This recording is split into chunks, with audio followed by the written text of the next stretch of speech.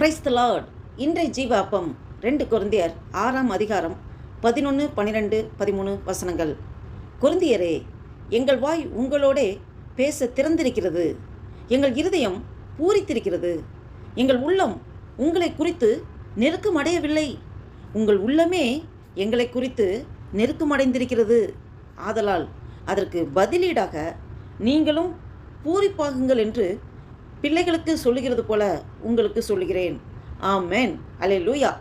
பாருங்க, இருதயத்தை விசாலமாக திறந்து வைக்க சொல்லி அப்போஸ்தலனாகிய பவுல் சொல்கிறார். பாருங்க, அப்போஸ்தலனாகிய பவுல் அந்த கொரிந்து சபையிடம் மிகவும் அன்போட ஒரு தந்தையின் இருதயத்தோடும் அவர் பேசுகிறத பார்க்க முடியுது. இது வெறும் ஒரு அட்வைஸாக கிடையாது, அது ஒரு ஆவிக்குரிய ஒரு உறவில் அந்த ஐக்கியத்துக்கான ஒரு அழைப்பாக இதை பார்க்க முடியுது. எங்கள் வாய் உங்களிடத்தில் திறந்திருக்கிறது அப்படின்னு சொல்லி வசனம் 11வது வசனத்தில் நாம் பார்க்கிறோம். கொரிந்தியரே, எங்கள் வாய் உங்களிடத்தில் திறந்திருக்கிறது, எங்கள் இருதயம் விசாலமாக இருக்கிறது. பாருங்க, வாய் திறந்திருக்கிறது என்பது உண்மையை மறைக்காமல் அன்புடன் அவர் விளக்கப்படுத்துகிறதை அறிவிக்கிறதை பார்க்க முடிகிறது.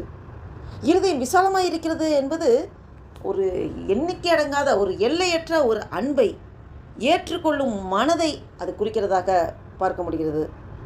பாருங்க, ஒரு எபேசியர் 4ஆம் அதிகாரம் 15ஆம் வசனத்தில் பார்க்கிறோம், அன்போடே சத்தியத்தை பேசுவோம் என்று சொல்லப்பட்டிருக்கிறது.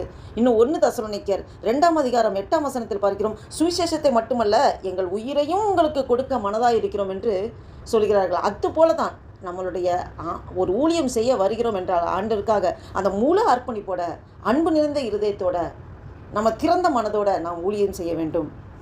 ஒரு எக்ஸாம்பிளுக்கு, ஒரு நல்ல ஒரு ஆசிரியர் மாணவர்களோட வளர்ச்சிக்காக கடினமான உண்மையும் அன்புடன் அவர் கூறுவார். அதுபோல் பவுல் அவர்களை நேசித்ததனால் அந்த நேர்மையாக அவர் பேசுகிறத பார்க்க முடிகிறது. இன்னும் 12ஆம் வசனத்தில் பார்த்தோம் என்றால், நீங்கள் எங்களால் நெருக்கப்படவில்லை, உங்கள் இருதயத்தினாலே நெருக்கப்பட்டிருக்கிறீர்கள் என்று பவுல் சொல்லுவதை பார்க்க முடிகிறது. பிரச்சனை பவுலின் அன்பில் இல்லை, அவர்களுடைய இருதயத்தின் குறுகிய மனப்பான்மையில் தான் இருந்தது என்று இந்த வசனம் நன்றாக தெரியப்படுத்துகிறது. இன்னும் மத்தேயு 12ஆம் அதிகாரம் 15ஆம் வசனத்தில் பார்ப்போம் என்றால், இந்த ஜனங்களின் இருதயம் கொழுத்து போயிருக்கிறது. இன்னும் எபிரேயர் 3ஆம் அதிகாரம் 15ஆம் வசனத்திலே உங்கள் இருதயங்களை கடினப்படுத்தாதிருங்கள் என்று சொல்லப்பட்டிருக்கிறது. தேவன் நம்மை நேசிக்கிறார், ஆனால் சில நேரங்களில் நம்முடைய பெருமை, கசப்பு, மன்னிக்க முடியாத ஒரு மனம், இதெல்லாம் தேவனுடைய அன்பை அனுபவிப்பதை தடை செய்து போடுகிறது, தடுக்கின்றது, தடைக்கல்லாக இருக்கிறது. பார்த்தீங்களா? இதை கேட்டுக்கொண்டிருக்கிற நண்பு தேவ பிள்ளைகளே, நாம் அப்படிப்பட்ட கடின இருதயத்தோடு ஒரு குறுகிய மனப்பான்மையோடு செயல்படாதபடி நாம் ஒரு திறந்த மனதோடு இருக்க வேண்டும் என்று தான் தேவன் எதிர்பார்க்கிறார். நீங்களும் உங்கள் இருதயத்தை விசாலமாக்குங்கள் என்று வசனம் 13 அப்போஸ்தலனாகிய பவுல் சொல்கிறார். அவங்க எப்படி இருதயத்தை விசாலமாக வச்சுருக்காங்களோ அதுபோல் அந்த கொரிந்து திருச்சபையில் இருக்க மக்கள்கிட்ட சொல்கிறாரு, நீங்களும் உங்கள் இருதயத்தை விசாலமாக வைங்கள் என்று.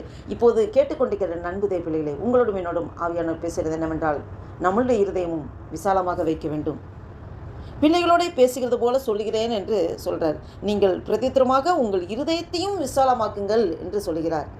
பவுல் ஒரு தகப்பனைப் போல, நான் உங்களை நேசித்தேன், நீங்களும் அன்பில் வளருங்கள் என்று அவர் அழைப்பு விடுக்கிறதை பார்க்க முடிகிறது.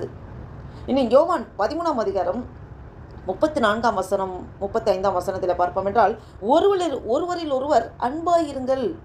இன்னும் 1 பேதுரு 4ஆம் அதிகாரம் 8ஆம் வசனத்திலே ஒருவரில் ஒருவர் ஊக்கமான அன்புள்ளவர்களாய் இருங்கள் என்று சொல்லப்பட்டிருக்கிறது. நாம் அந்த ஆண்டவர் நிபந்தனையற்ற அன்பை காண்பித்தாரே இந்த மனுக்குலத்தின் மீது, அதுபோல அன்பு நாம் காண்பிக்க வேண்டும். அன்பே பிரதானம். நாம் தேவனிடத்தை அன்பு கூறுவது போல நம்மளோட சக மனிதர்கள்ட்டையும் நாம் அன்பு கூற வேண்டும். ஆமென். பாருங்கள், ஒரு ஜன்னல் திறந்திருந்தால் வெளிச்சமும் காற்றும் உள்ளே வரும். அதுபோல் இருதயம் ஒரு திறந்திருந்தால் தேவனுடைய அன்பும் சமாதானமும் சகோதர அன்பும் நிறைந்து காணப்படும். ஆமென். நாம் அப்படிப்பட்டவர்களாக நம்மை அர்ப்பணிப்போமா? இதை கேட்டுக்கொண்டிருக்கிற என் அன்பு தேவ பிள்ளைகளே, உங்களோடும் என்னோடும் ஆண்டவர் பேசி கொண்டிருக்கிறார். நாம் அந்த ஒரு திறந்த ஒரு அன்புள்ளவர்களாக நாம் இருப்போமா? நாம் கடின இருதயத்தோடு மற்றவர்களை பார்க்கும்போது வெறுப்பையோ கோபத்தையோ மாமிசத்து கிரிகளை காண்பிக்காதபடி தேவன் நமக்கு வெளிப்படுத்தின அந்த அன்பை நாம் காண்பிப்போமா? உண்மையை அன்போடு நாம் பேச வேண்டும். மனக்கசப்பை இருதயத்தில் வைத்து கொள்ளாமல் இருதயத்தை விசாலமாக வைத்திருக்க நாம் முயற்சி செய்வோமா? தேவனுடைய அன்பை மற்றவர்களிடம் நாம் வெளிப்படுத்த வேண்டும். நம்மளுடைய திருச்சபையிலும் குடும்பத்திலும் உற்றார் உறவினர்கள் மத்தியிலும் அன்பால் நாம் வளர்ந்து கொள்வோம். நாம் இந்த அர்ப்பணிப்போட ஒரு புதிய நாளைக்குள் ஆண்டவர் நம்ம நடத்தி கொண்டு வந்திருக்க தேவனுக்கு நன்றி செலுத்தி ஆண்டவர் நோக்கி பார்த்து ஜெபம் செய்வோம். இது முக்கியமான தருணம். இந்த 2026 வருஷத்தில் 7வது மாதமாகிய முதல் தேதியை காண கிருபை செய்த தேவனுக்கு இருதயத்தின் ஆழத்திலிருந்து நன்றி செலுத்தி இந்த வருஷத்தின் 6 மாதங்களை அற்புதமாக முடித்து 7வது மாதத்துக்குள் நம்மளை அடியெடுத்து வைக்க ஆண்டவர் கிருபை பாராட்டினாரே, ஜீவன் தந்தாரே.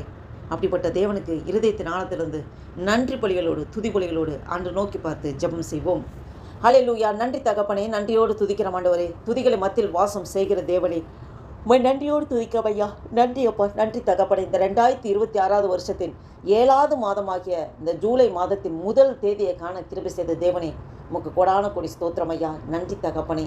இந்த நாளை, இந்த மாதத்தின் முதல் நாளை காணும்படியாக எங்களுக்கு பலனையும் சத்துவத்தை தந்திரே, ஜீவன் தந்திரே, சுகபலன் ஆரோக்கியத்தை தந்திரே. நன்றி தகப்பனே, நன்றி தகப்பனே. இந்த 2026 வருஷத்தின் 6 மாதங்களை கண்ணின் கருமணி போல எங்களை பாதுகாத்து காத்து வந்தீரே. எல்லா தீங்குக்கும் எங்களை விலக்கி பாதுகாத்து ரட்சித்தீரே. நன்றி தகப்பனே, நன்றி தகப்பனே. அப்பா, எங்களை இந்த பூமியிலே ஜீவனோடு வைத்திருப்பது உங்களுடைய கிருபை ஐயா. எந்த நோக்கத்துக்காக எங்களை நீர் உருவாக்கினீரோ, படைத்தீரோ, உம்முடைய சித்தம் எங்கள் வாழ்க்கை நிறைவேறட்டும் ஆண்டவரே. எங்கள் சுயமெல்லாம் சாம்பலாய் மாறட்டும் ஐயா. எங்களை முற்றிலுமாக மண்டையில் தாழ்த்தி ஒப்பு கொடுக்குறோம் ஆண்டவரே. இந்த வாசித்த வேத வசந்தபடி எங்கள் இருதயத்தை நாங்கள் விசாலமாக வைத்திருக்க அன்பை எல்லாருக்கும் கிறிஸ்துவின் அன்பை ஊட்டி வளர்த்திட ஆண்டவரே. அப்பா, கள்ளங்கபடமற்ற இருதயத்தோடு இந்த சுத்த இருதயத்தை எங்களுக்குள்ளே சிருஷ்டி ஆண்டவரே. அப்பா, எங்களை காண்கிறவர்கள் கிறிஸ்து உண்மை காண வேண்டும் ஆண்டவரே. ஒவ்வொரு நாளும் கிறிஸ்துவை போலவே எங்களை உருவாக்குறதுக்கு பரிசுத்த ஆவியானவரே எங்களோடு இந்த வசனத்தின் மூலம் இடைப்பட்டு ஆண்டவரே அநேக காரியங்கள் மூலம் எங்களை மோல்டப் பண்ணி ஆண்டவரே ஒவ்வொரு நாளும் எங்களை மெருகூற்றி நீர் உருவாக்கி கொண்டிருக்கிறதுக்காய் நன்றி செலுத்துகிறோம் ஐயா. இந்த வீடியோவை கேட்டுக்கொண்டிருக்க பார்த்து கொண்டிருக்க ஒவ்வொருவரையும் எசப்பா நீங்கள் அபரிவிதமாக ஆசீர்வதிக்க கிருபைக்காய் ஸ்தோத்திரம். எங்கள் குடும்பங்களுக்காக ஜெபிக்கிறோம், சொந்த பந்தங்கள் உற்றார் உறவினர்களுக்காக ஜெபிக்கிறோம், வேலை ஸ்தலத்தில் இருக்க எங்கள் ஒவ்வொருவருக்காகவும், எங்கள் கொலீக்ஸ், எங்களுடைய மேல் அதிகாரிகள் எல்லாருக்காக ஜெபிக்கிறோம். எல்லாருடைய கண்களும் தயவும் இறக்கும் கிருபை கிடைக்க செய்யுங்கப்பா. இந்த நாளைக்கு விரோதமாக, இந்த ஜெபத்திற்கு விரோதமாக, எங்கள் ஒவ்வொருக்கு விரோதமாக, இந்த மாதத்திற்கு விரோதமாக செயல்படுகிற எல்லாம் சத்துருவின் கிரியைகளை நசனாக இயேசு கிறிஸ்துவின் வல்லமையான நாமத்தினாலே கட்டிந்து துரத்தி அப்புறப்படுத்துகிறேன். ஹல்லேலூயா. Thank you Jesus. இந்த நாமம் ஒன்றே மகிமைப்படட்டும் ஐயா. ஆசீர்வதிங்க, பலப்படுத்துங்க. இயேசு கிறிஸ்துவின் நாமத்தினாலே ஜெபிக்கிறோம் ஜீவனுள்ள எங்கள் நல்ல பிதாவே. ஆமேன், ஆமேன். Praise the Lord. Thank you Jesus.